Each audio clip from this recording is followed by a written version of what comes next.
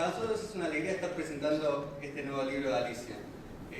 Alicia es una autora de referencia en nuestro catálogo, es una autora de referencia creo que dentro de la literatura juvenil argentina. A partir de presentar el libro Cruzar la Noche, que fue uno de los primeros libros que trabajó el tema de la apropiación de bebés en la dictadura. Pero bueno, además de eso, Alicia ha venido construyendo una obra vital en diferentes editoriales, no solamente en la nuestra, con premios, una autora editada en Ecuador, que ha trabajado otros temas, como por ejemplo El infierno a los vivos, que toca un tema difícil como es el abuso. Y ahora en estos últimos años ella ha empezado a hacer una obra que me parece que también es muy interesante, de literatura para, podría decir entre comillas, para adultos, pero en realidad yo creo que también es una autora que es leída por muchos de esos adolescentes que la leyeron en secundario, que la siguieron con sus libros. Por ejemplo, hace 2 años fue que presentamos Pozo Ciego, que para mí es una extraordinaria novela. Creo que más allá uno puede decir que quizás se va tocando diferentes temas que a todos nos conmueven. Pozo Ciego es una novela que toca el tema de la violencia de género, pero bueno, siempre tiene que ver también, son novelas siempre donde un personaje quizás adolescente, pero tiene un pasaje hacia la madurez, o sea, van a lo que es, en el cual todos nos sentimos identificados. En este caso, Alicia ha hecho un trabajo de investigación, avanza sobre otro tema histórico que es la novela, El Monte de Silencio avanza sobre el tema de la forestal, y creo que también es interesante porque además, bueno, como que avanza sobre también cuestiones sociales. Creo que acá hay muchas personas de los pueblos en donde esta novela transcurre, de Santa Fe, y eso también, y es lindo que muchos de esos lectores que a Alicia la han seguido del secundario puedan abordar este nuevo tema. Van a participar de la presentación Karina Micheletto, periodista de Página 12.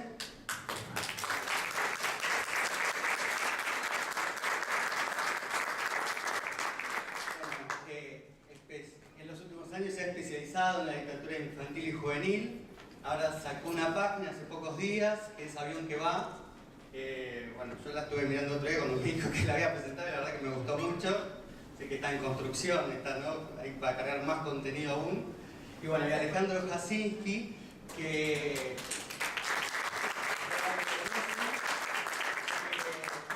es historiador y autor de Revuelta Obrera y La masacre de la forestal, que bueno, ahí se lo va a comentar, pero digo, es uno de los libros también en los que ella hizo el trabajo de documentación, ¿no? Que ella se basó. Bueno, espero que lo disfruten. Alicia va a estar firmando después de la presentación acá en la sala. Y bueno, chao.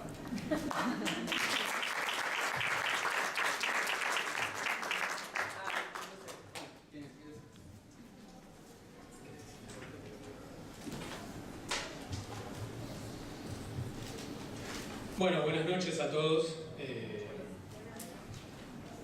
Hago mía un poco la presentación y los agradecimientos de participar de esta tarde noche hermosa, para presentar un libro y una novela de estas características.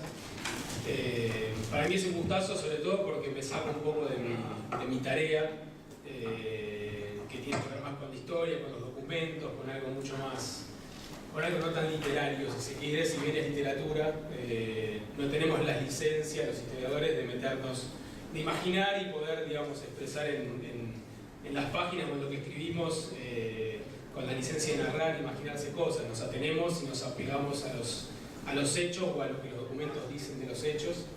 Y bueno, un poco me ha encantado leer la novela, donde vi muchas de las cosas que yo he estudiado, las vi moviéndose, las vi con vida real, actuando, y eso, apenas le comenté la impresión de mi lectura, dije, me encanta, me parece maravilloso ver a los personajes de los que uno cuenta sus historias sindicales, sus procesos históricos, sus vidas, y bueno, acá lo veíamos situado de otra forma, así que bueno, Le agradezco profundamente a Alicia no solo el momento de estar presentando acá o hablando de su novela, sino que nos haya regalado esa novela. Porque una de las cosas que yo mencionaba es que es la primera novela sobre los territorios de la forestal, sobre los pueblos forestales, después de muchísimo tiempo. Tanto es así que yo hoy le traje una novela del año 49, que la escribió Roberto Bagni, que era una persona que vivía en la zona de la forestal, pero que era una novela además que estaba muy atrapada en los hechos. Tan atrapada que tiene una cosa muy curiosa, que la narración se corta en una de las páginas y aparece una firma, que es la de Juan Domingo Perón, que él pone en esa novela y dice: certifico todo cuanto aquí se ha dicho, y firma, porque él narra uno de los procesos de los años 20 donde Perón participa de la intervención del Regimiento 12 de Infantería en los momentos de la huelga más álgidos, ¿no? Entonces, la novela estaba tan atrapada en los hechos que no solo expresa toda la contradicción que genera la memoria de la forestal, sino que estaba muy atrapada en la historia del peronismo en ese momento, tanto que yo no he visto novelas con un corte tan abrupto, con una firma de un presidente. Bueno, en fin. Cuando yo la conocí a Torría Alicia, nos habíamos hablado hace bastante, ya hace 2 años que nos venimos escribiendo, intercambiando información, opiniones. Y cuando la veía otro día le dije: bueno, ¿qué querés que diga? Porque nos voy a sacar de contexto, voy a hablar de historia, no soy un crítico literario. Bueno, conversemos, me dice, hace una narración histórica, contó un poquito de qué se trata la forestal. La forestal ha marcado muchísimo la historia de los pueblos del norte de Santa Fe, no solo del norte de Santa Fe, sino que, si bien ahí tenía su centro, sus principales fábricas, todo el monte alrededor traía, ¿sí? Tenía la concentración ahí en las fábricas de esa zona de Villa Guillermina, Villana, Tartagal, La Gallareta y otros más, y cientos de parajes que se crearon a su alrededor. Hay conexiones de la forestal tanto en la zona de Paraguay hasta incluso en Jujuy, con fábricas que de alguna forma, por ahí no directamente en la producción, pero sí en la comercialización, dependían de la forestal. Y la historia de los pueblos forestales, una de las cosas más interesantes que uno puede, digamos, aprender de ello, es que no es una historia local, no es una historia chiquitita, no es una historia clausurada ni cerrada todavía. Pero la historia forestal está conectada a la historia mundial de una forma difícil de imaginarse por las características de aquellos pueblos. Y digo esto porque también nos trae como una de las principales contradicciones para los que creemos que la forestal ha sido poco menos que una empresa ruin, ¿sí? para explotar y liquidar un recurso natural, y explotar a sus trabajadores.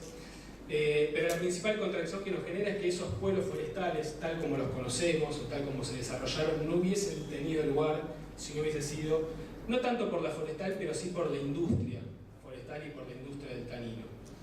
Y esto tiene que ver porque justamente en algún momento de la historia la industria del tanino fue muy importante, y en algún momento de la historia capitales británicos y alemanes y franceses también, pero sobre todo británicos, se fijaron en un punto del territorio mundial, en un punto del planeta, donde había un recurso natural muy rentable, que era un negocio mundial, y fueron y lo explotaron.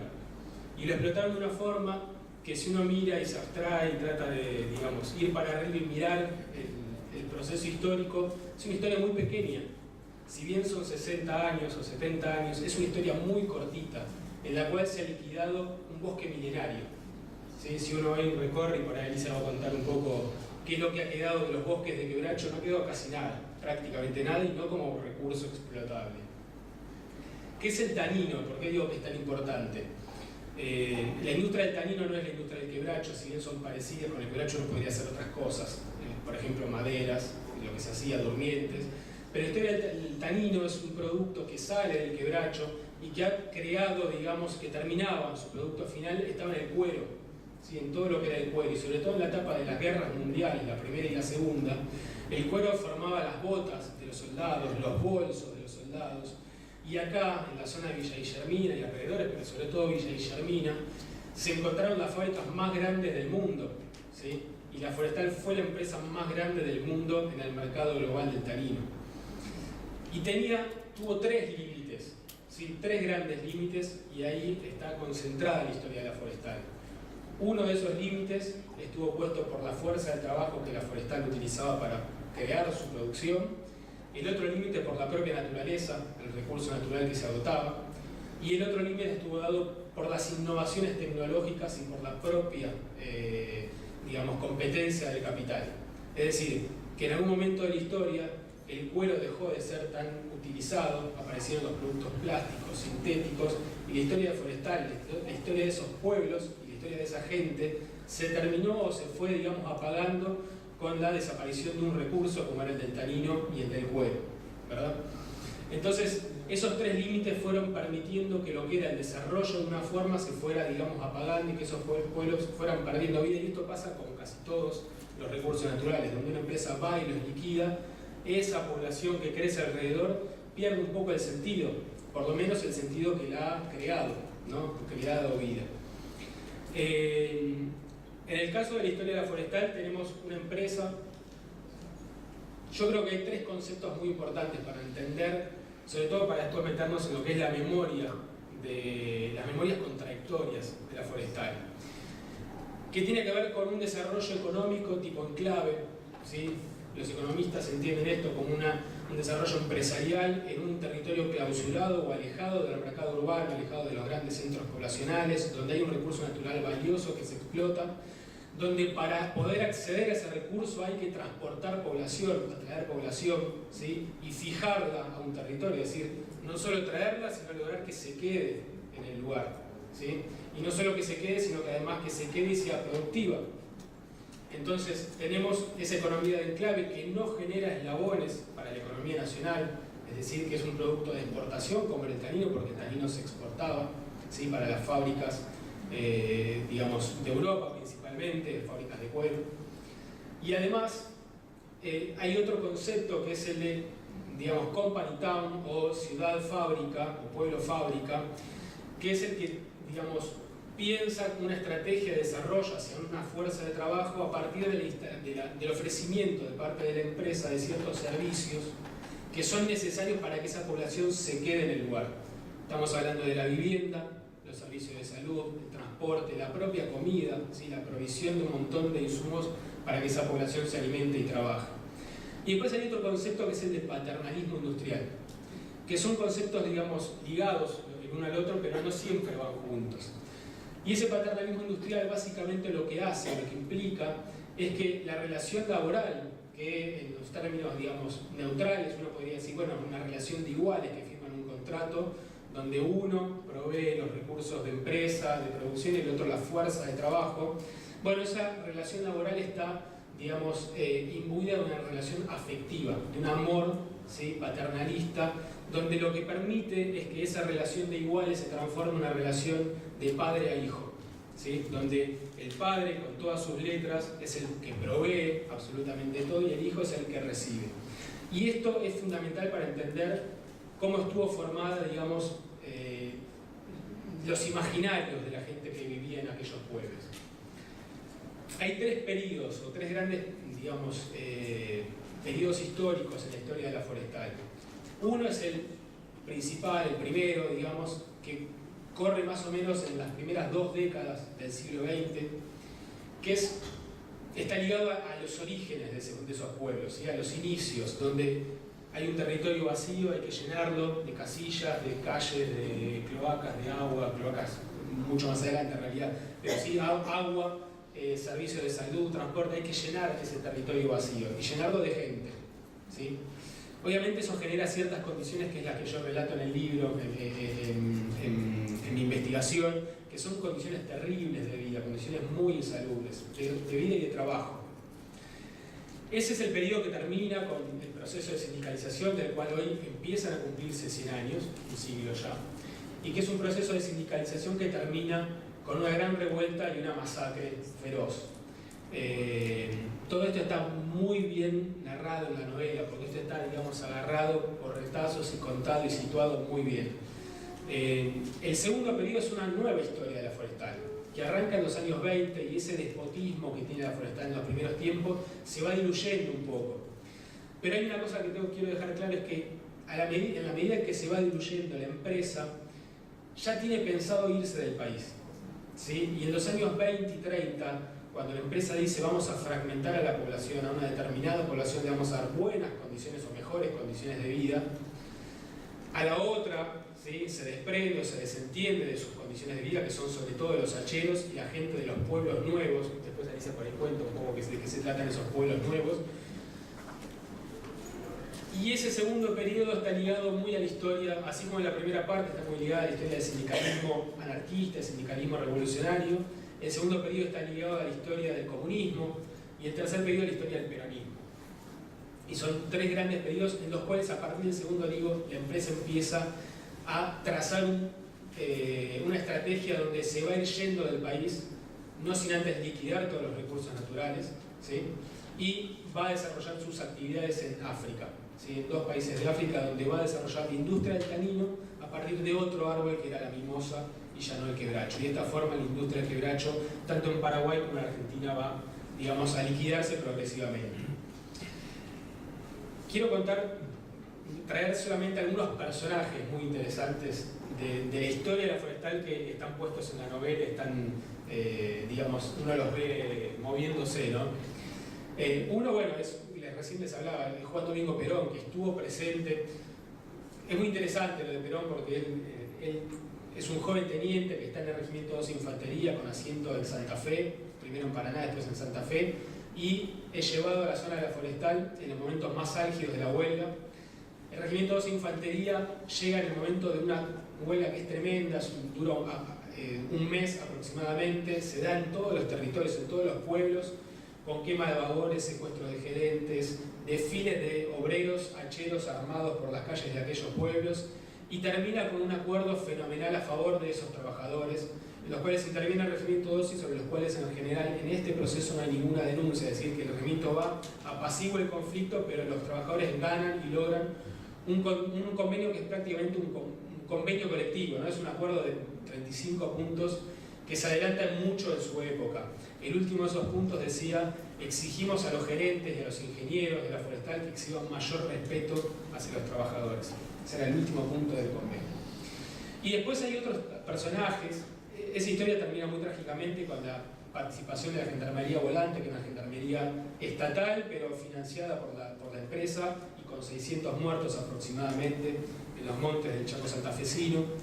Y después hay otros personajes. Uno es Bernabé Vargas, que aparece por ahí mencionado, era un trabajador con filiación comunista, que organiza clandestinamente el sindicato en los años 30. En su momento entrevisté a la hija en Rosario, me acuerdo que ella me dio una autobiografía de Vargas, donde muy raramente, ¿no?, él no comenta su pertenencia al Partido Comunista ni su filiación comunista, pero él relata los hechos. Era un criollo, un hombre de Corrientes, de Bellavista, un tipo muy valiente, porque para generar un sindicato en esas condiciones había que exponerse muchísimo. Y hay otros personajes que tienen que ver con esta historia. Uno de ellos es Giovetti. Hace poco uno a veces escribe historia de estos personajes y cuando ve las fotos se sorprende muchísimo, ¿no?, porque no tiene nada que ver con lo que uno se imagina. Me mandaron de Río Negro, de los archivos policiales de Río Negro, la foto de Giovetti, una foto policial, ¿no? Para mí era uno de los personajes centrales en mi historia, y cuando vi la foto dije, wow, o sea, nada que ver, ¿no? Porque uno tiene como esta cosa medio naif de pensar que los personajes son como en las novelas, ¿no?, lindos y por ahí, no sé, todo ese prototipo horrible que uno se va creando. Y este era un muchacho que uno lo veía y enseguida estaba pelado, los ojos saltones, un tipo de temer, ¿no? Un tipo que realmente, y claro, para estar en esas condiciones, y era un piamontés, electricista, no había muchas personas del Piamonte. La zona de la forestal es una zona, un territorio criollo, con mucha presencia guaraní, con mucha presencia santafesina, del Chaco, y mucha gente de Corrientes que había migrado a ese lugar. Bueno, hay muchísimos personajes que uno va viendo en la novela, y la novela los pone a actuar de forma magnífica. El territorio forestal es un territorio donde los digamos, principales dirigentes de Montoneros en su momento, en los años 60, 70, antes de que existieran Montoneros, han estado en la zona instruyéndose con un personaje que también Alicia pone en la novela, que es el padre Jacuzzi, y todo lo que él generó con esas cooperativas de trabajo, con esos... Toda la historia de forestal es una historia que contiene no solo un pedazo enorme de historia mundial, sino que tiene muchísimo de la historia local nacional. Bueno, hasta acá el contexto, el territorio, un poco de la historia. Me encantaría ver pronto la película de La Forestal, porque tenemos una película de los años 70, que es la película Quebracho. El principio de esa película define mucho de lo que incluso hoy nos está pasando. Bueno, pero tenemos ahí una novela muy buena como para que sea, digamos, la base de una película de otra forma, ¿no? Así que, bueno, los dejo ahora sí con Karina y con Alicia para que por ahí entremos un poco más en la parte literaria, ¿no? Muchas gracias. Muy bien, buenas noches a todos y a todas, muchas gracias. Bueno, gracias primero por esta clase magistral, tan clara. Me sentí, la verdad, un ratito otra vez en la facu, pero en esas clases que se disfrutan.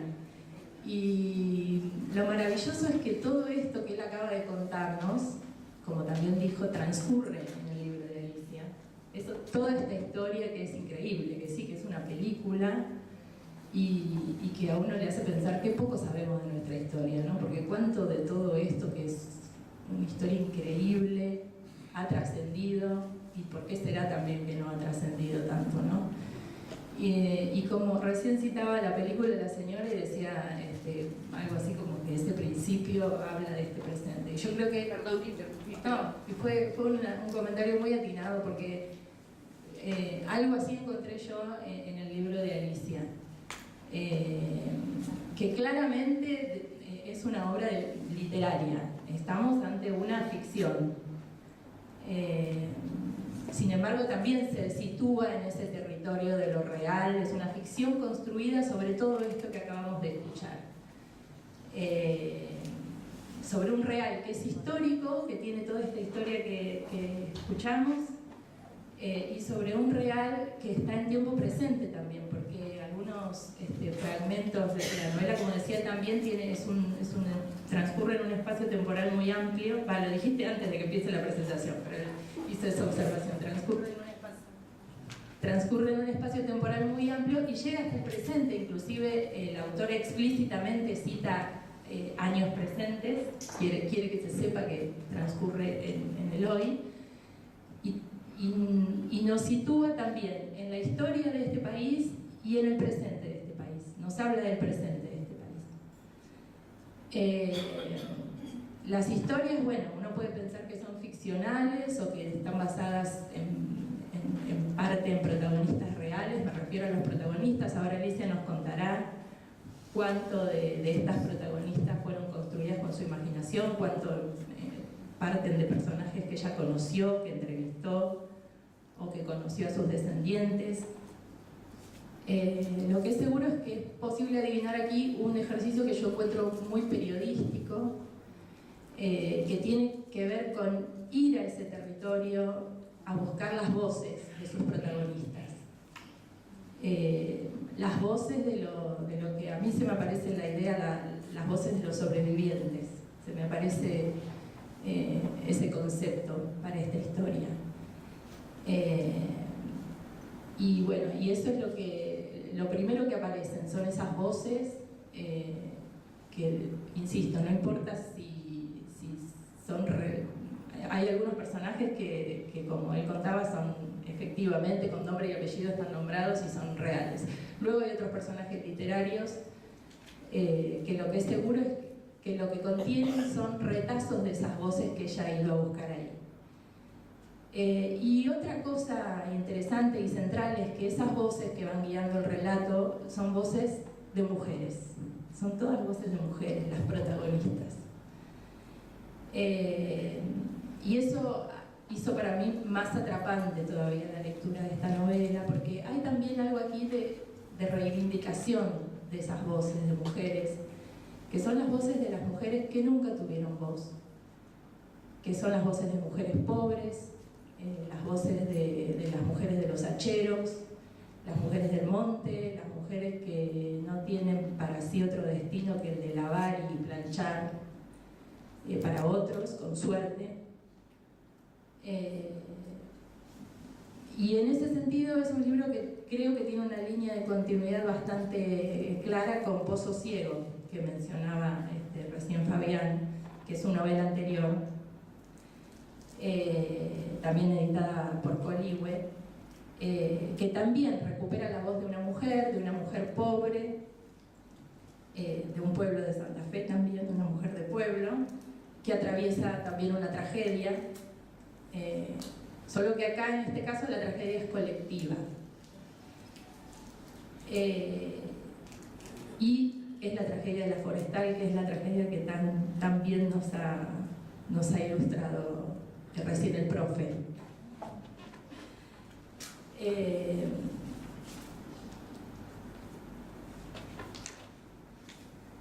Entre todo lo que cuenta Alicia en la novela y que luego en un epílogo muy conciso y muy atinado, ella hace un repaso de esta historia para ubicarnos en qué hay de real en ella.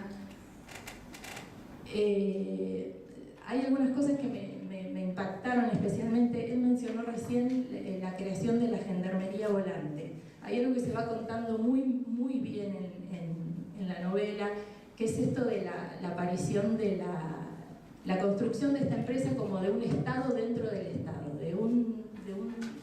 de una empresa que llega a un lugar y tiene dominio absolutamente de todo, también de la ley y también de la policía. Y aparece mencionado esto de la gendarmería volante, llamada Los Cardenales. Yo lo desconocía esto. Ahí el personaje en ese momento en la novela aparece en su recuerdo y dice, sí, estaba formada por los peores criminales, por gente que sacaban de la cárcel. Y bueno, y también me impresionó el modo en que late esto hoy, ¿no? Porque aparece una gran empresa que domina miles de hectáreas, no sé cuántas serán las forestales. 2 millones y pico. 2 millones y pico de hectáreas en el norte argentino. E inmediatamente lo que resuena en nuestro presente es lo que ocurrió con la gendarmería en el sur argentino, también al servicio de un empresario que tiene para sí miles de hectáreas, con la pequeña diferencia de que esta vez no se necesitó crear una gendarmería paralela. Se pudo hacer uso de la gendarmería del Estado argentino. Como decía, esta historia maravillosa habla de una tragedia, de lo inevitable de una tragedia para la gente que lo sufrió en forma directa, pero también tiene un costado luminoso porque habla de los gestos de rebeldía, de la valentía también, de los que atravesaron esa tragedia, de la lucha colectiva, de la fuerza colectiva, de la dignidad. En definitiva, también, al mismo tiempo que narra una tragedia, habla de una dimensión de la dignidad humana. Y eso es algo que como lectora he agradecido. Por último, solo comentar que también me impresionó cómo Alicia relata con gran detalle cuestiones muy chiquitas, cotidianas, que ahí me parece que también tiene que ver con esta mirada suya que fue un poco periodística, de ir a buscar esas voces locales y encontrar ahí lo cotidiano, las comidas, cómo se preparaban las comidas del monte, las comidas del hambre, las curas caseras, las comadronas, los bichos del monte, sus detalles, cómo se distinguía, cómo se distingue una serpiente venenosa de una que no la es, los velorios del monte, que ahí yo tenía como ideas de temas del folclore argentino, pero ahí ella lo describe muy lindo y dice son velorios simples, y me encanta esa palabra porque es eso, son otros velorios, son diferentes. Las labores, el teñido de la lana. Así que, y por último quería mencionar también, ahora ella seguramente lo va a hacer, que además completó este trabajo con un blog que recomiendo tanto como la lectura de la novela, donde ella vuelca toda la investigación previa que hizo, incluidas fotos, que a mí me pasó algo parecido a vos cuando vi las fotos históricas y fotos actuales de esos personajes y de esos lugares reales que aparecen en la novela, aunque ficcionalizados. Así que yo reitero que creo que estamos ante una gran novela. Antes de todo esto, estamos ante una gran novela, y si algo agradecí como lectora es esto, es que ella supo darle voz a esas mujeres que nunca tuvieron voz, y que lo hizo de una manera así, ¿viste? Cuando te tiran al lector una soga que te atrapa y que no te suelta hasta el final, un final donde se arman un montón de cosas que no voy a develar, pero el final también queda ahí palpitando. Y así que bueno, quiero agradecerle a Alicia por poner estas voces y por estos personajes que a mí como lectora me pasó que ya se quedan conmigo. Gracias.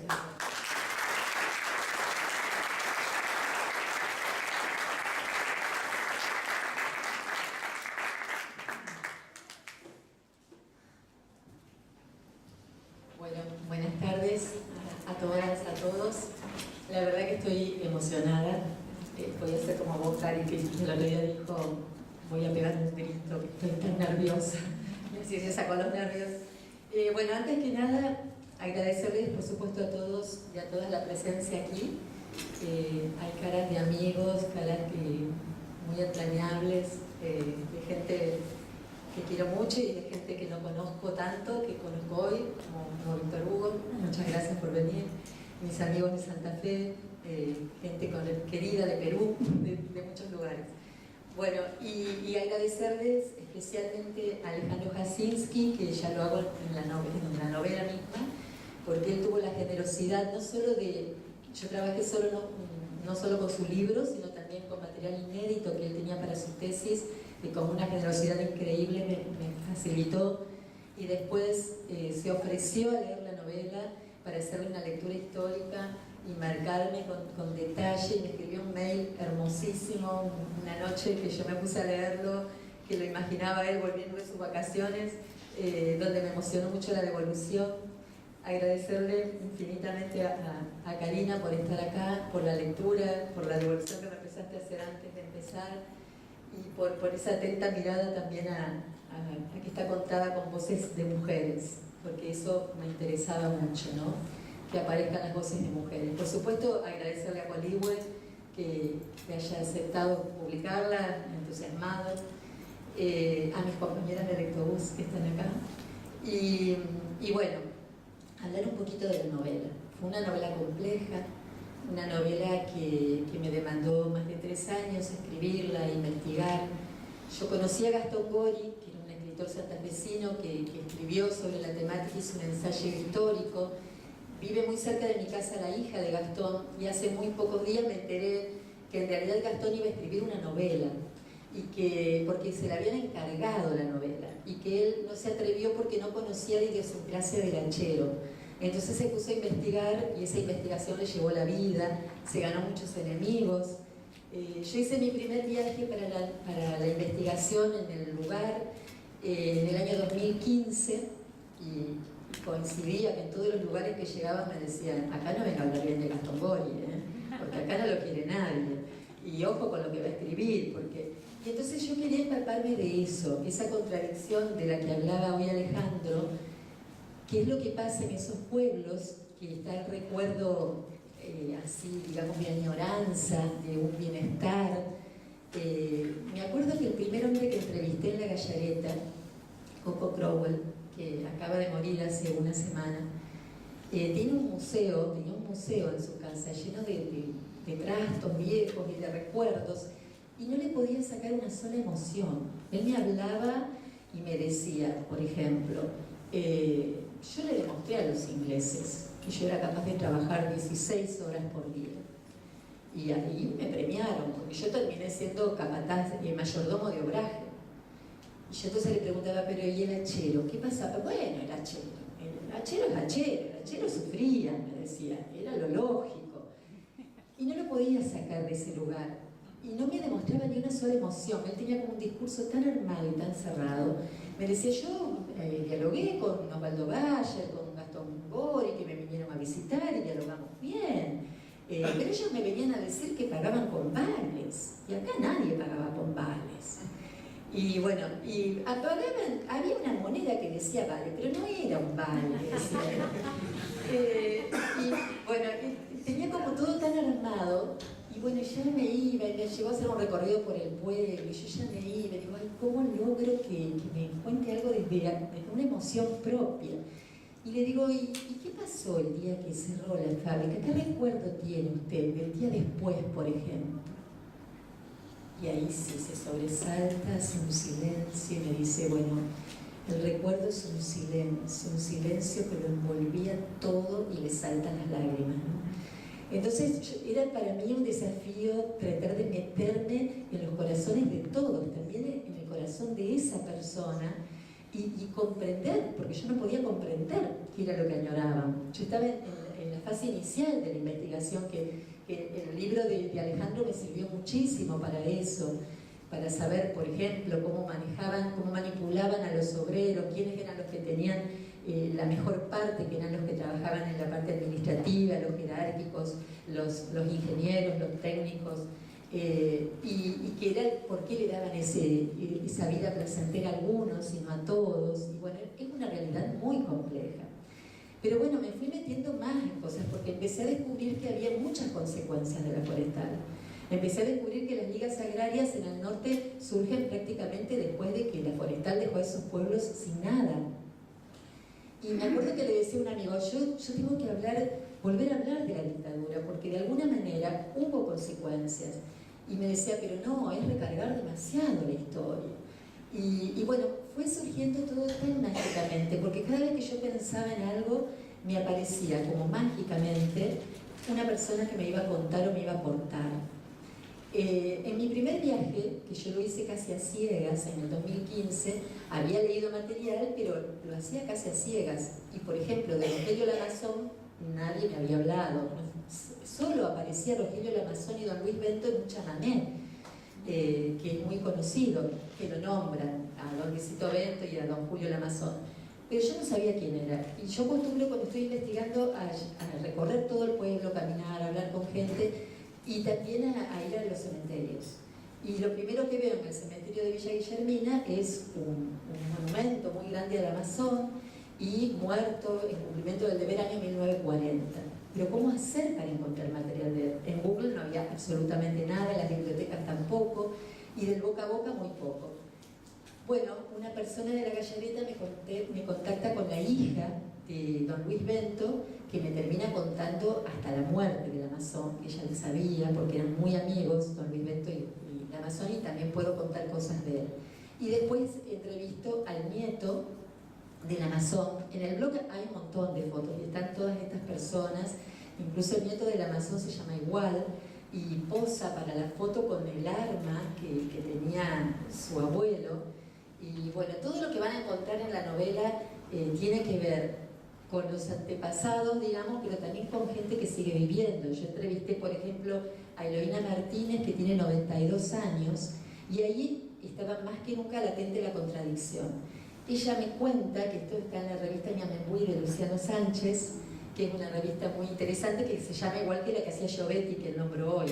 En aquellos tiempos, Giovetti hacía, lo perseguían por eso, una publicación que se llamaba Ñamembuí todo junto, y ahora Luciano la divide, o al revés, ya no me acuerdo, al revés, bueno. Y bueno, entonces Eloína me cuenta y me dice, yo voy a llorar cuando le voy a contar esto, ¿sabe? Pero usted no me haga caso, porque a mí se me pasa enseguida. Y entonces me cuenta cómo matan en los años, antes de los años 20, en el 19 o el 21 fue la muerte, vos sabés más que yo de estas fechas, de la muerte, el combate en Villa, en 21. Bueno, matan a uno de sus tíos y el otro, la madre, lo esconde adentro de un ombú, y después se tiene que exiliar, digamos, y se tiene que ir a vivir al Chaco y nunca más vuelve, y ella nunca lo volvió a ver. Ella no los conocía porque no había nacido todavía, y sin embargo ella lloraba tanto cuando me lo contaba. Y después se secó las lágrimas y me dijo, pero de todos modos la forestal tenía cosas lindas, ¿eh? Entonces era tener que comprender eso, ¿no? de qué manera habían manipulado también tantas cosas para que las personas estén también confundidas de alguna manera en muchos aspectos. La simpleza de esa gente, yo les estoy infinitamente agradecida porque sin todas esas voces yo no hubiera podido escribir esta novela, sin todas las voces de toda la gente, no solo de los textos teóricos, sino de esta gente que me contaba, porque lo que yo busco cuando escribo una novela es acercarme a la emoción. Para poder imaginar yo tengo que acercarme a esa emoción. Por ejemplo, una de las mujeres que entrevisté me llevó al fondo de su casa también. Esta mujer hizo algo más fuerte todavía. Me escribió lo que había pasado con su papá, que era hachero. Me lo escribió con su letra irregular, temblorosa, y me dijo, usted me lo tiene que leer en voz alta, porque yo no lo voy a poder leer, ¿sabe?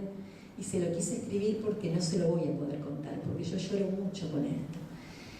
Y entonces fue tan fuerte para mí leerle a esa mujer en voz alta, algo que ella había escrito, que había vivido, y se largó a llorar tanto, me abrazó tanto y después se secó las lágrimas y me dijo, bueno, ahora sáquenme una foto. Y me empezó a mostrar su patio, y en el fondo del patio, que yo puse la foto ahí, están los palos de su rancho del monte, que ella con tanto cariño lo desarmó, pero se lo llevó a su casa para tenerlo en el patio y contemplarlo y mostrarlo. Entonces, claro, esa gente podía tener broncas contra la forestal, pero también amaba lo que hacía, amaba ese monte, un monte que le daba también muchas cosas, ¿no? Les daba el trabajo y también les daba la vida con los animales, con las plantas, con todo. Y con las vivencias que ellos tenían, y simples, y los bailes. Tampoco quiero dejar de hablar de la primera mujer que entrevisté, que se llama Yolanda Juncos, porque ella me dio el hilito de Ariadna por dónde ir con la historia. Ella era muy pícara, es porque vive por suerte.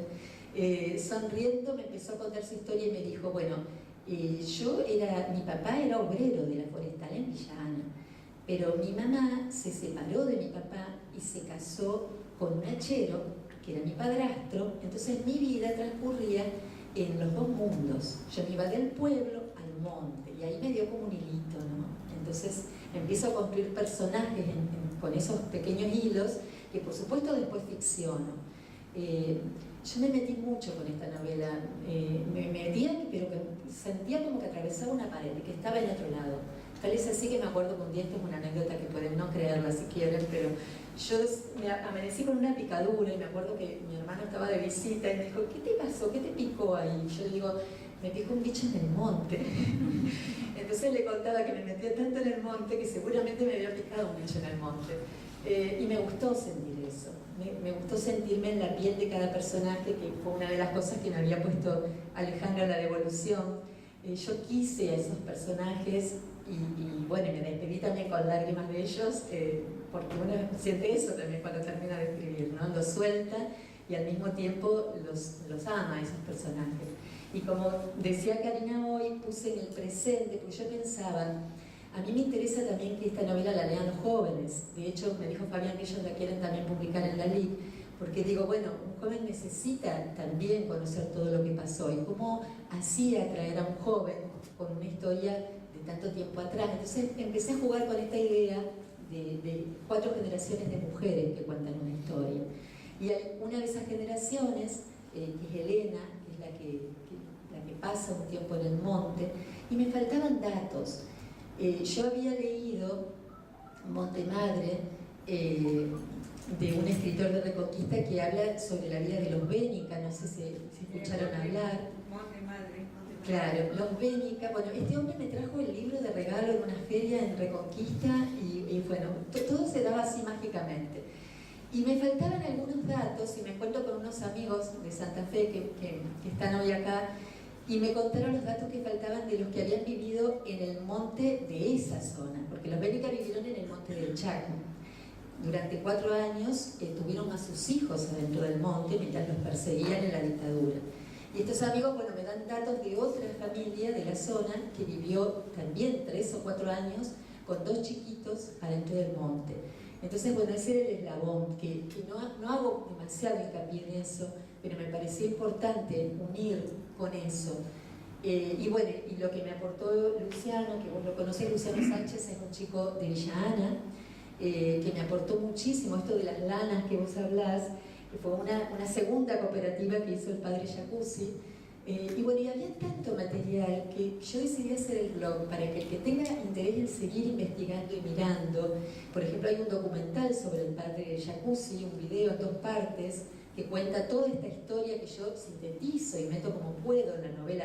Yo no quería que se transformara en un ensayo cubierto la novela, yo quería que sea una novela, porque sigo insistiendo en que me parece a mí, por lo menos como lectora, que siempre me llegó la historia a través de la literatura de manera mucho más fuerte, porque uno se enamora de ese personaje, se acerca a ese personaje y llega a comprender mucho más la historia que cuando la lee. Perdón por decir esto, Alejandro, que soy historiador, pero yo creo que Alejandro, además de historiador, es escritor, porque yo ya te lo dije el otro día, por la forma en que escribe cuando cuenta algo.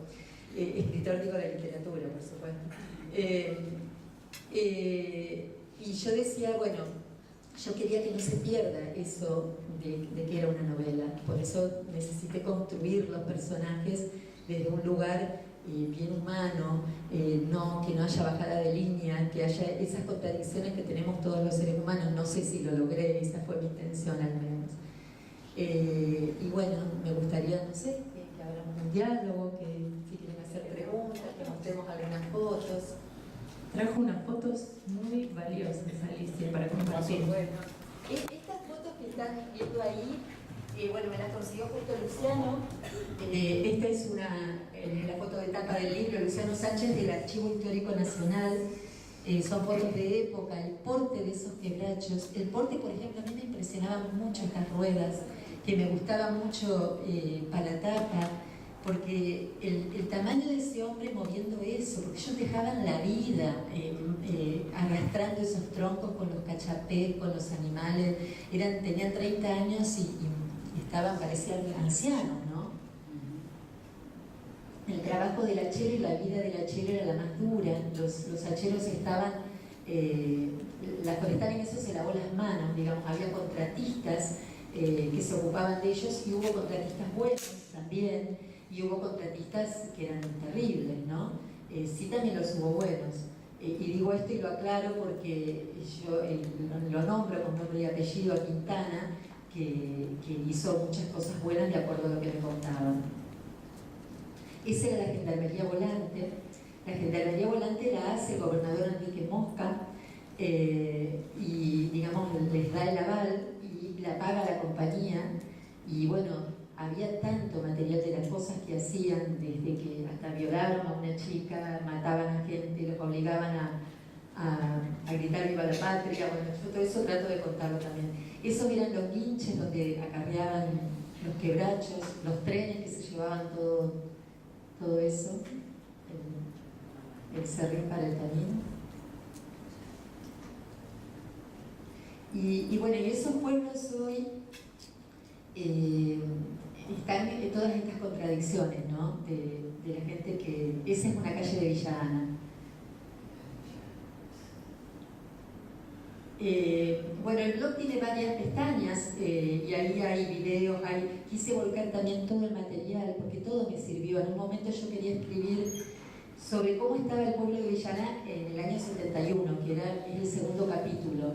Y digo, ¿y quién me va a poder contar esto? Y hay una nota excelente de Rodolfo Walsh y también de Vaca en la revista de 7 días, que bueno, yo agregué de todo eso, entonces es imposible no nombrarlo, porque hay imágenes que estaban construidas ahí que a mí no se me podrían haber ocurrido, y que si bien yo las trabajé y elegí algunas palabras, es la mirada de ellos también que está ahí en la novela, y eso lo quiero decir, ¿no? ¿Podría ser en Villa Ana o Villa Ana, te parece? Bueno, los 3 escenarios son la Gallareta. La Gallareta se desarrolla más que nada en el presente. La Gallareta fue el primer pueblo que yo visité, y después Villa Ana es como el escenario principal. Gastón Gori decía siempre, Villa Ana era la más linda de todas las poblaciones de la forestal. Y Villa Ana realmente tiene un encanto muy particular, esas calles de fresnos que veríamos hoy en lo antiguo, que siguen en pie.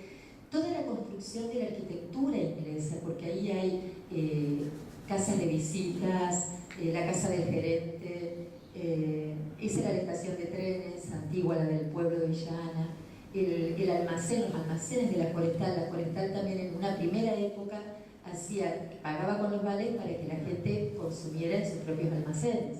Después en la segunda época eso se lavó un poco la cara, se crearon lo que decía hoy Alejandro, el Pueblo Nuevo, que eran barrios donde vivía gente que no trabajaba en la empresa y que, por ejemplo, les cortaban la luz a las 12 de la noche, no tenían servicio porque no pertenecían a la empresa, pero había comerciantes que podían ejercer libremente el comercio, entre comillas, ¿no? Bueno, ese es el almacén. Ese almacén, yo quise terminar la novela con un festival de rock. Yo fui a un festival de rock, les digo que hice muchas cosas por esta novela, porque a mí particularmente no me atrajo nunca demasiado el rock, y sin embargo ahí me atrajo porque el festival de rock se hace en la fábrica, en las ruinas de la fábrica, y esa noche llovió y yo estaba muy apenada, pero se hizo en el almacén, en el viejo almacén de la Forestal, y era como estar ahí realmente con espíritus, ¿no? Y así que bueno, ese es el interior del almacén, que está un poco hoy transformado en como confitería bailable, pero es un recorrido maravilloso de esos pueblos y ver eso ahí de primera mano, ¿no? Y bueno, esa es la iglesia donde estaba el padre Jacuzzi, y ahí se dice que en la casa parroquial del padre Jacuzzi, una de las versiones que circulan es que se creó, digamos, Montoneros, que no sé si es verdad o no. Dicen que las primeras reuniones se hacían ahí. Yo lo que sí pude investigar es que Firmenich había ido a un campamento de lo que hacía el padre Mujica en los montes, y había en mi pueblo, en Santa Clara de Buenavista, en mi pueblo de origen, había un cura tercermundista que era el padre Boero, que la hermana me había contado cuando yo investigué para cruzar la noche, que él había agarrado las armas cuando el hijo de un hachero se le había muerto en los brazos. Porque mi hermano estuvo en el monte, me decía ella, pero yo no podía unir eso hasta que leí esto, y bueno, sería posible, ¿no?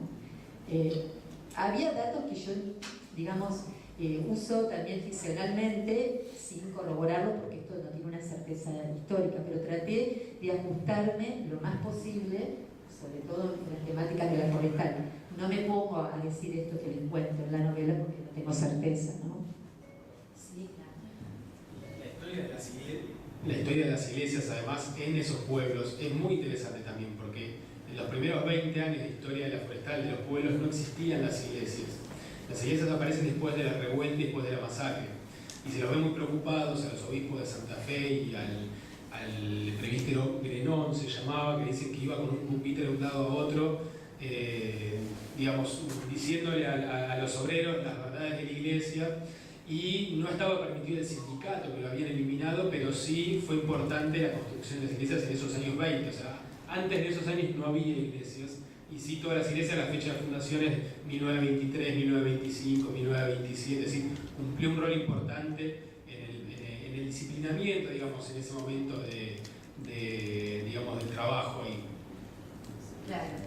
Y claro, después, por supuesto, este cura tercermundista viene como a romper todo eso, y había una movida muy fuerte en la zona que surge justamente con lo de las ligas agrarias y todo esto. Entonces yo eso también lo meto en la novela porque me gustaba mucho esto de las lanas que te empecé a decir hoy y no terminé.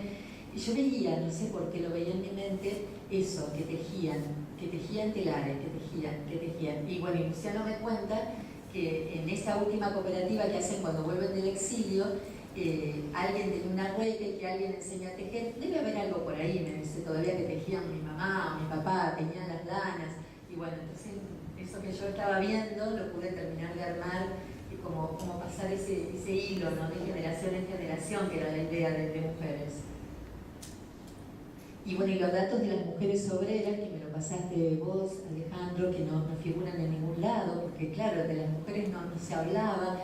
Y en estos pueblos cuando preguntaba, ¿y había mujeres obreras? No, mujeres obreras, no, me decían. Claro, pero había mujeres, dice, que trabajaban haciendo uniformes, porque se hacían los uniformes de los médicos, los uniformes, bueno, una cosa así, ¿no?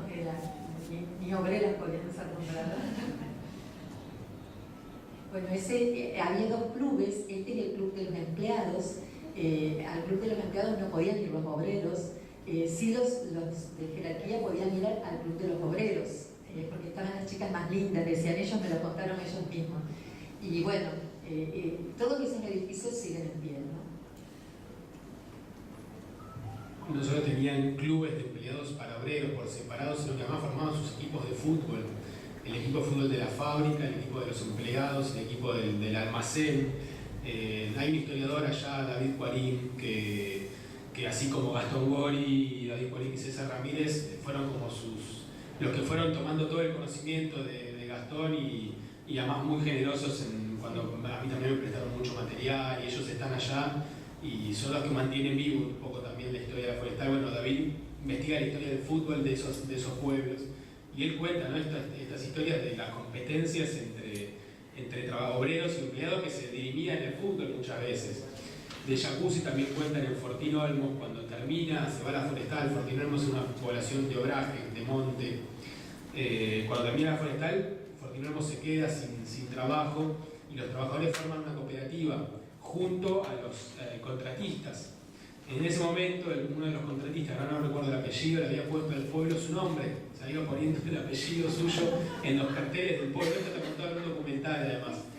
Y claro, aparecieron las carreras de caballo, donde los trabajadores dirimían en la valentía de domar al caballo, digamos, quién era mejor, si los obreros o los empleados, porque el trabajador no estaba acostumbrado en una cooperativa de trabajo a trabajar en conjunto con un contratista. Todavía mantenía como el disciplinamiento, ¿no? Agachaba la cabeza, pero la forma de demostrar su valentía o su oposición se dirimía en el juego, en el baile o en un montón de cuestiones que en la novela también están muy bien contadas.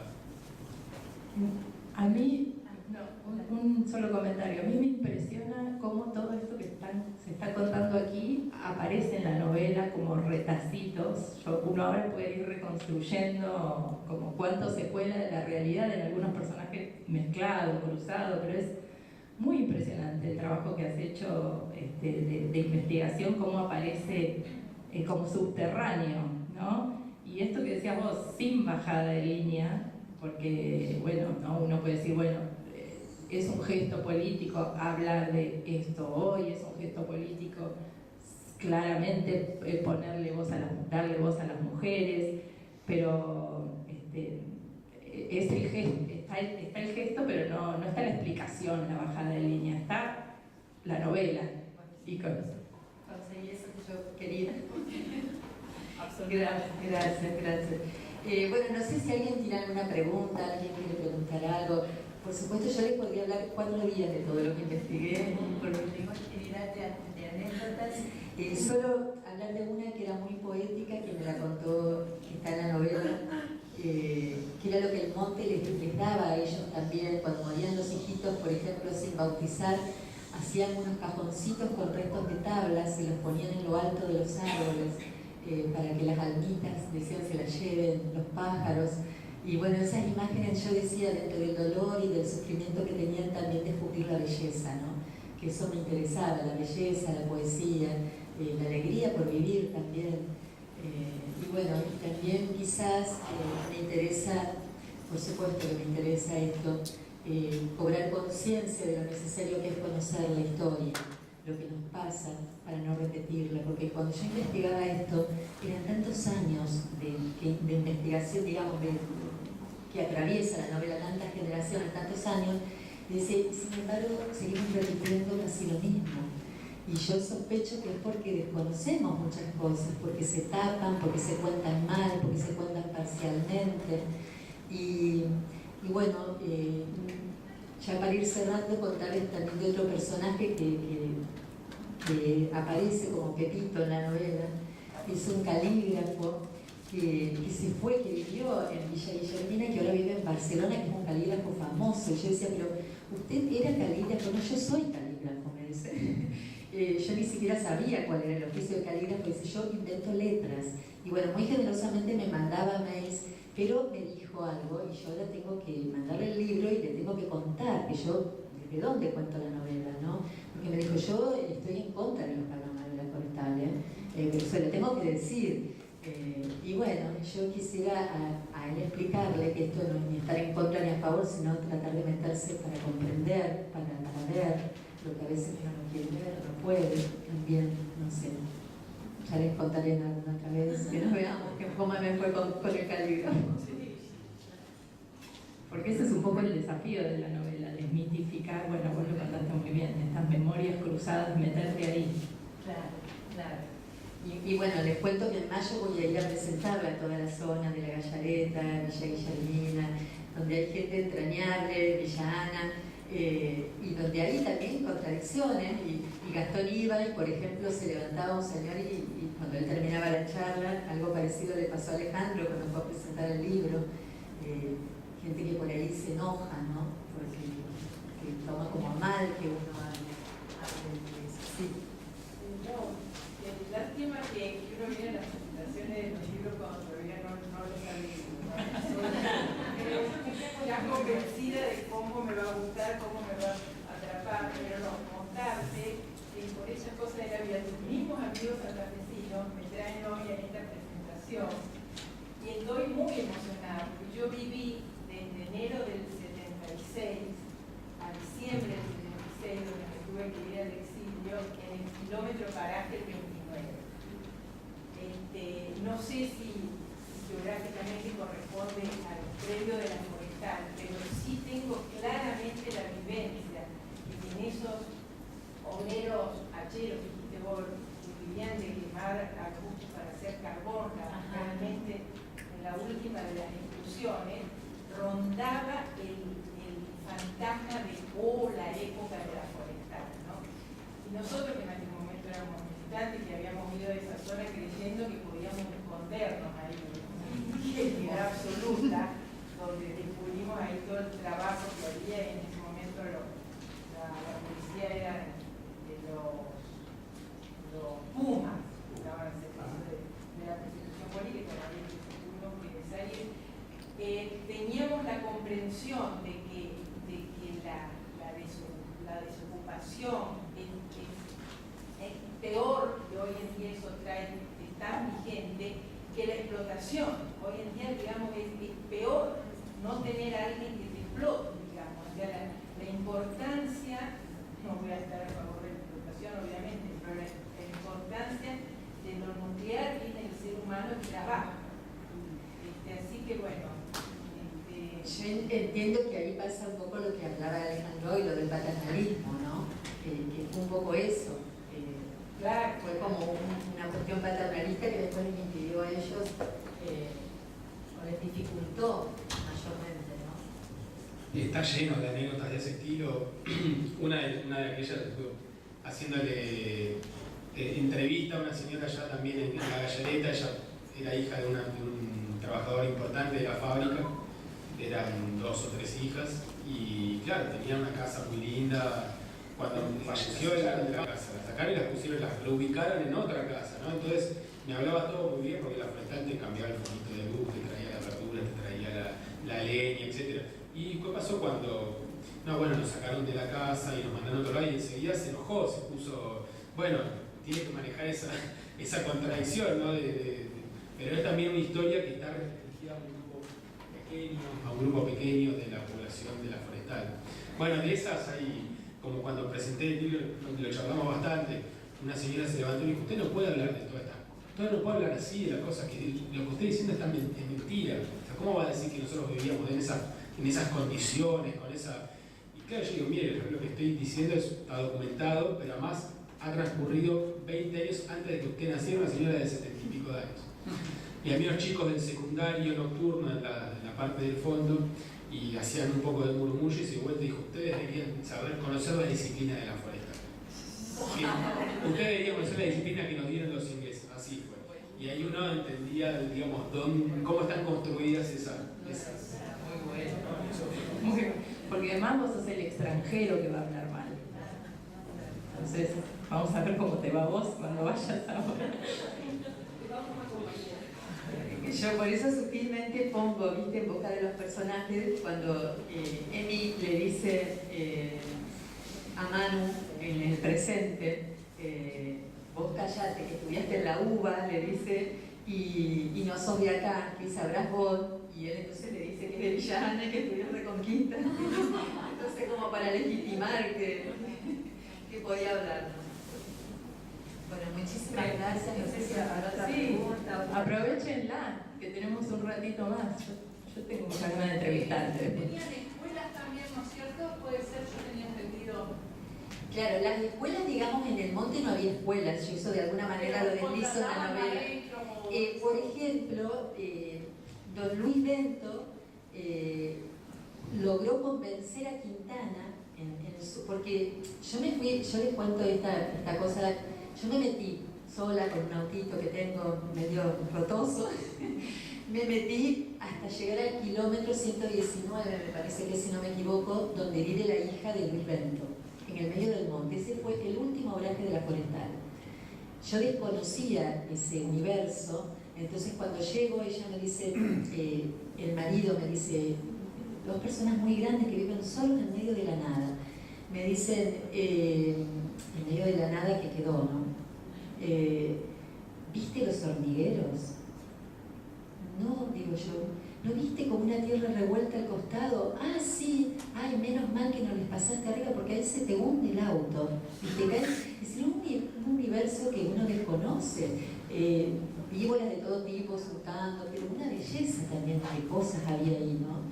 Y ay, me perdí un poquito porque y entonces ella me cuenta que su papá logró convencerlo a Quintana, que era el contratista de ese último obraje, para que contrate una maestra y les enseña a leer a los chicos. Ella fue maestra y fue maestra en ese obraje. Eso fue mucho después, ¿no?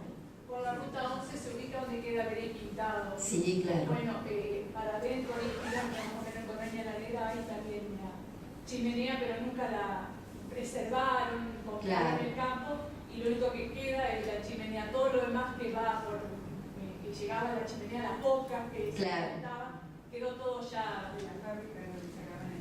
Exacto. Claro, porque la Chaquí también hubo una época. Yo quería decir, Alicia, que escuchando todo la verdad, los relatos de los tres, me hizo sentir en algún punto que estaba sentada en la cocina de mi abuelo narrando lo que ustedes contaron hoy, porque allá se vive mucho esa historia, incluso se trabaja mucho en las escuelas, y siempre pasa que también es tan contradictorio que siempre hay alguien que se enoja, porque hay muchos que agradecen algunas cosas y hay otros que se enojan, pero lo más importante es que vos hablas del monte y del cielo, y nosotros estamos muy hermanados allá con ese tipo de vida, del norte de Santa Fe, y en realidad ellos tienen, vos le ves una figura como envejecida, pero tienen una vitalidad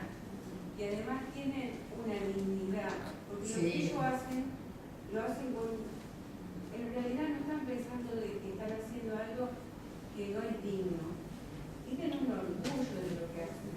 Sí, eso yo traté de reflejarlo también, es verdad eso que decís, claro. Incluso para ellos vivir con 4 palos y un poco de paja arriba, no lo cambian por paja, porque ellos no se sienten cómodos acá y no viven en el medio de la nada, porque ellos, vos lo escuchás relatar, hasta el sonido que tiene el monte. Por supuesto, yo me expresé mal quizás cuando dije en medio de la nada, por eso después agregué la belleza, porque está todo eso mágico que es el entorno. Creo que estamos muy vinculados a ese entorno que nos damos cuenta, es maravilloso. Creo que lo que vivimos Y claro, yo traté de reflejar en el monte todo esto que vos estás diciendo, que me parece importante que lo digas, porque eso es lo que yo saqué de las entrevistas, que el hachero era digno y que si bien todo ese sufrimiento que tenía por el exceso de trabajo, por las horas de trabajo, por las enfermedades que no le eran atendidas, ellos igual disfrutaban la vida, estaba el baile, estaba, bueno, todo, ¿no? Y hay muchas costumbres que se nos cultivan y no van a morir nunca. Ese sistema de vida para ellos es totalmente natural y claro. bueno, sí. Y además esto que comentás, digo, cuando ella va narrando esas y va describiendo esos y va dibujando los escenarios. El del obraje es uno de los más ricos, de los más, está lleno de imágenes, de olores, de figuras. A mí me quedó muy grabado una que me encantó, que es un momento final de cuando va por primera vez Dominga al monte y ¿cómo se llamaba el compañero? Demetrio del padre, Irineo. Irineo, antes de dormirse, agarra los pedacitos de ajo y los pone en las matas alrededor de la choza y limpia los troncos para donde va a ser la mesa y las sillas, y después mirando las estrellas se van a dormir, se acuestan los pechos de Dominga y se quedan dormidos, ¿no? Y eso me parece una escena. Bueno, esas imágenes están los cositos de ajo para evitar las serpientes y para evitar las... Esas voces sí me las regalaron, por ejemplo, Yolanda Fingón cuando me decía en las noches de lunas lindas, me decía con una poesía, en las noches de lunas lindas nos quedábamos conversando y se apagaba la mecha del farol pero nos quedábamos igual y por ahí veíamos que pasaba una víbora y la dejábamos, mamá que vaya, quietecito. Y bueno, entonces uno sabía que ellos veían la belleza, ¿no? Eso que contaba Alicia de que escribiendo se metió en el monte, al lector también le pasa.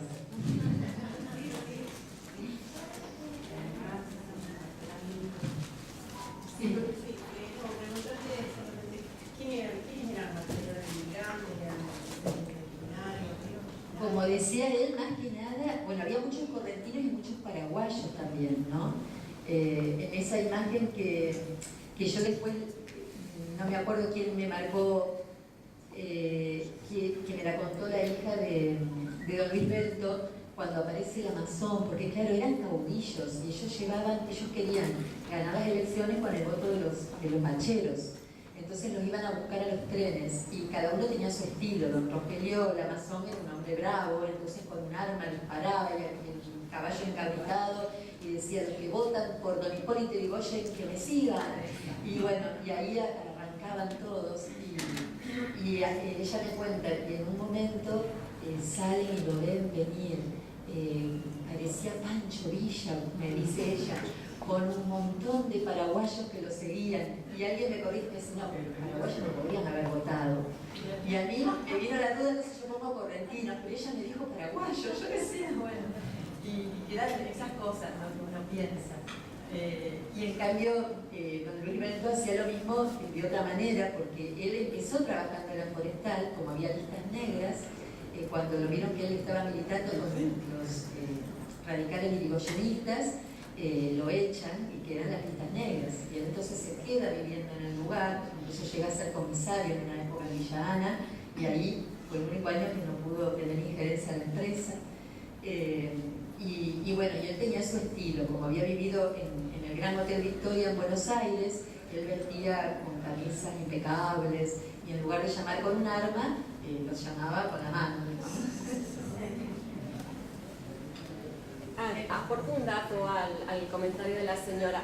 La población es sobre todo criolla y de ascendencia indígena, sobre todo la población, digamos, los trabajadores del obraje. Y tiene que ver también con las complejidades que tiene el norte santafesino. Las poblaciones de las colonias agrícolas son inmigrantes extranjeros, ¿no? Entonces es ese norte santafesino mixturado entre poblaciones criollas que trabajaron en la empresa, digamos, en la actividad forestal, y poblaciones gringas dedicadas a la actividad agrícola, ¿no? Entonces es cuando pensar ese norte como un norte muy complejo y diverso. Claro, porque la persona que yo mencioné hoy, Coco Crower, era inglés y había venido como inmigrante a trabajar en el campo, y como le fue mal, se vinieron a la forestal. La forestal atraía, digamos, también. Sí, claro. Se me hace la forestal un mundo de mucho ruido. Sierras trabajando, trenes yendo y viniendo, obreros. ¿Por qué monte de silencio? Habría que pensarlo, ¿no? Yo digo que hay muchos silencios que atraviesan la novela. Un poco el silencio, que me dijo Coco esa vez cuando se apagaron las fábricas, el silencio del monte cuando ya no hubo quien los explote. Esa cantidad de quebrachos devastados y los silencios que atraviesan la trama de la novela. Como ella dijo, no voy a develar el final, que yo tampoco lo puedo develar, que hay silencios familiares también, que van atravesando la novela y que van construyendo, digamos, las tensiones que yo quise generar en la trama, para también mantener al lector un poco en vilo, ¿no? Un poco eso. Por eso hay varios silencios, sí. También pienso en todo lo silenciado, ¿no? Y lo fuertemente político que es lo que dice ella de las voces de mujeres, pero también toda su historia del norte de Santa Fe, que también es, yo sé, igual que Ali, tampoco son voces que llegan ni siquiera a la capital, estamos tan cerca, ¿no? Y a la capital Santa Fe, ¿sí? Creo que a mí el título, al menos sin leerlo más allá de que hablamos mucho de cuando lo ibas escribiendo, me parece que habla de eso, que lo pone en el centro y que me costó encontrar el título también. No, yo te quería... perdón. Sí. No, yo te quería... que acá apareció una cosa que en toda la charla, ¿no? Incluso con la señora que habló, que habla de la parte buena de los ingleses. Yo soy hijo o nieto de obreros ferroviarios, ferrocarril, que era inglés hasta que se nacionalizó en el 45, ¿no? Y el ferrocarril que tenía talleres inmensos, donde trabajaban miles de personas, donde todo se construía a través del ferrocarril, tenían sus hospitales, sus ferroviarios. Y los ingleses tenían el sentido de qué era lo que querían hacer, qué país querían, de cierta forma. Y eso se perdió. O sea, hoy usted va al ferrocarril, por ejemplo, o la forestal, y da pena realmente, porque son esas maquinarias que se arreglaban en el ferrocarril, que los ingleses se arreglaban, no se arreglan más, vienen de China, que se cambiaron por soja. Y la gente no tiene trabajo, o sea, no hay un espíritu de país, o sea, decir, ¿qué es lo que vamos a hacer? ¿Qué es lo que queremos hacer? ¿Cómo le vamos a dar trabajo a cientos de miles de personas que viven en el Gran Buenos Aires? Eso tenían los ingleses y por eso a mí me golpeó en el sentido de que en cierta forma la gente estaba medio como agradecida, digamos, a los ingleses, porque le daban un motivo de vivir. Si bien cometieron crímenes sobre ellos. Y quiero aclarar que la comunidad inglesa argentina apoya a la gente, a la República Argentina. Es uno de los grandes problemas que tienen los ingleses. O sea, esa gente que habrá creado la libertad apoya los reclamos del mismo. O sea, los ingleses que están tan...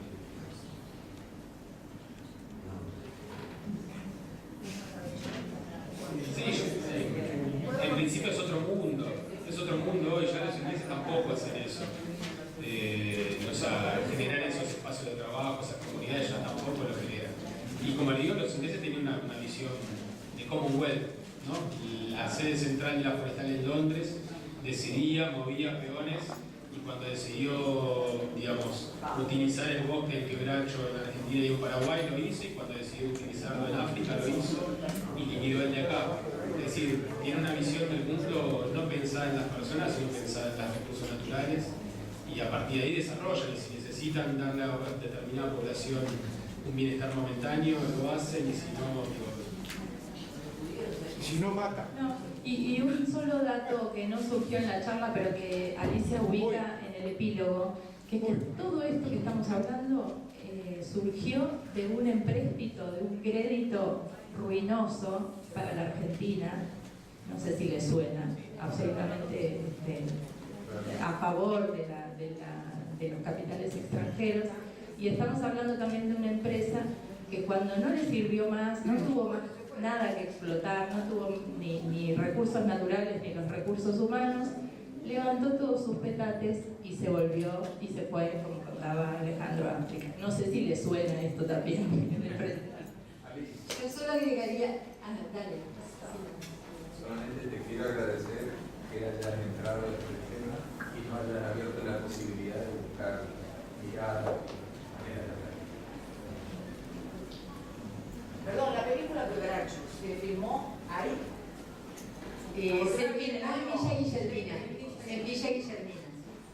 anteriormente, creo que solamente aparece el yugo quebrado. Si quieren entrar, porque a mí me maravilló eso cuando fui a Villa Guillermina, Gastón me hablaba del yugo quebrado, y de pronto veo el cartelito y sigo.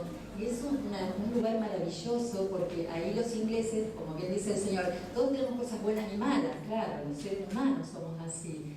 Hicieron un dique para el agua. El tema es, no si eran buenos o malos, sino qué venían a hacer, qué venían a defender. Ellos venían a defender sus empresas y su riqueza y a usar lo que necesitaban, y cuando ya no lo necesitaban, se lavaban las manos, se iban, y no les importaba que esos pueblos quedaran abandonados así, de esa forma, porque al haberlos, digamos, al haberles dado el trabajo de forma tan paternalista, tampoco, esto me lo decía Coco, no supimos qué hacer después. Todo lo que empezamos, todo lo que emprendimos fracasaba. Entonces yo creo que está ahí, no está decir, bueno, todos los seres humanos tenemos cosas buenas, y quizás había otros ingleses antes, otros ahora, pero incluso ahora mismo puede haber un patrón que tenga buenas intenciones. Pero el tema es que siempre va a priorizar. Lo bueno sería que cambie eso, ¿no? Esa esencia del ser humano. Que yo no puedo enriquecerme viendo que otro se está poniendo de hambre al lado mío, o sin importarme que después me voy y dejo todo abandonado, un poco eso, ¿no? Está bueno esto de construir sentido con estas cosas.